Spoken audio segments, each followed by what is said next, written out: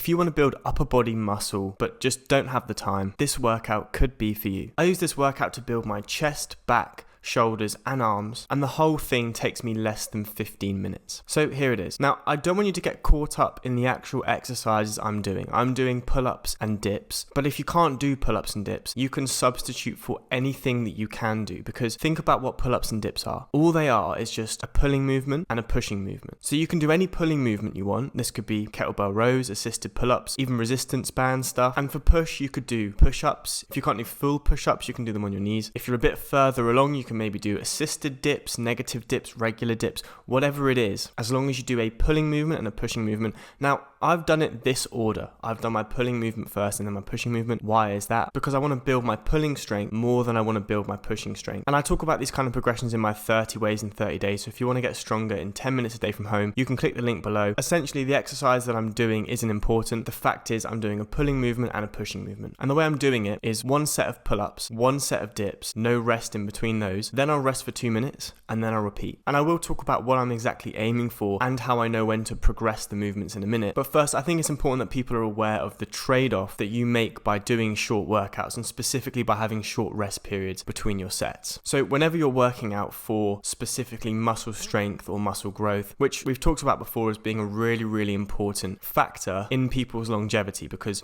after the age of about 40, you're going to lose about 10% of muscle mass every decade. So you need to either build or at least maintain muscle. So muscle mass and muscle strength is really, really important, and it becomes more and more important the older you get. But there's always a balance and a trade-off. You always have to think about the balance of time that you actually spend working out, specifically the amount of time that you're resting between sets, because most of people's workouts, if you look at people working out, most of the time they spend in their workouts is resting. There's a balance between that and a balance between how much muscle strength and growth you can have. And the shorter your rest periods, yes, you'll have much shorter, more efficient workouts, but the trade-off is you're not going to build as much strength and muscle as you potentially could. And it's like a spectrum. So on one end of the spectrum, you have maximal muscle growth and maximal time commitment. And on the other end, you have minimal muscle growth and minimal time commitment. And the reason that rest periods affect muscle growth is this. When I'm doing these sets, my muscles are using fuel. And I'm not going to get too sciencey. I'm going to try and simplify this as much as possible. Your muscles use a molecule called ATP, something called adenosine bound to 3-phosphates. Every time this molecule is used for energy,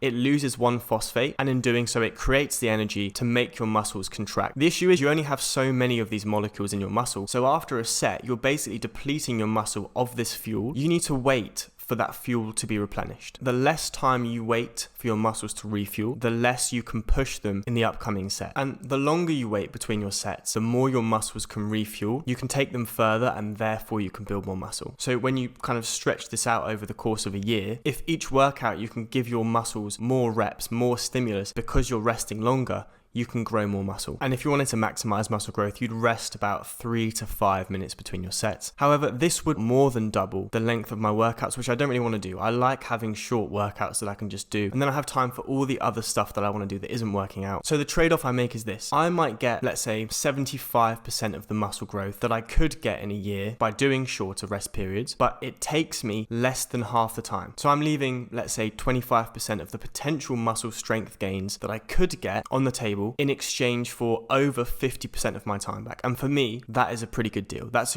a deal that I'm willing to take. So now let's talk about what I'm actually aiming for within this workout and how I know when to progress. So I'm aiming for 12 reps. That's pretty much a standard in all my workouts. I aim for 12 reps. Obviously, every set gets a bit harder as I accumulate fatigue. And because my rest periods are only 2 minutes, I'm not fully recovering between each set. So naturally, I'll likely be able to do fewer and fewer reps each set. And all I do is I'll just keep repeating these movements and these sets until I get to a point where I can't do more than 8 reps, and then I'll stop. If I can do less than 8 reps, I'll stop the workout. When eventually, over time, I reach a point that I can do 5 sets of 12, I know that I need to either progress to a harder version of the exercise or add some weight. So at the moment, I'm only doing 3 sets of dips. Over the course of the next year, when I can do 5 sets of 12 on ring dips, I know that I need to add weight. I know that I need to make it harder, because if I can do 5 sets of 12, I need to make it harder if I want my muscles to be challenged and I want them to grow and I want them to get stronger. I do this workout 2 times per week, and the whole workout is literally 2 movements, and it might seem too simple. The whole kind of theme of this channel is to keep things as simple as possible. So 1 pushing movement and 1 pulling movement. They're both really, really effective movements, and they're compound movements, so they use a lot of musculature. Pull-ups use a lot of different back muscles. Almost your entire back is used when you do pull-ups, and so is your biceps. Dips uses almost the entire front portion of your body. It uses the front of your shoulders, your chest, your triceps. So they're movements that give you a lot of bang for your buck, which adds to the efficiency. If I was trying to isolate different muscle groups, there's no way I'd be able to do a 15-minute workout. But the fact that I'm doing big compound exercises, even if they are just body weight or adding a little bit of weight, I'm getting actually a lot of stimulus for my muscles in very, very little time commitment. So it's 1 pulling movement followed by 1 pushing movement followed by 2 minutes rest, repeating until you can no longer hit at least 8 reps. Write down what you did in your notebook and try and beat it every single week. Once you get to 5 sets of 12, then you need to move on to either a harder exercise or you need to add some weight to what you're already doing. And that's it. It's literally that simple. I hope you found this video helpful. Like always, any questions, leave them in the comments, and I will see you in the next one.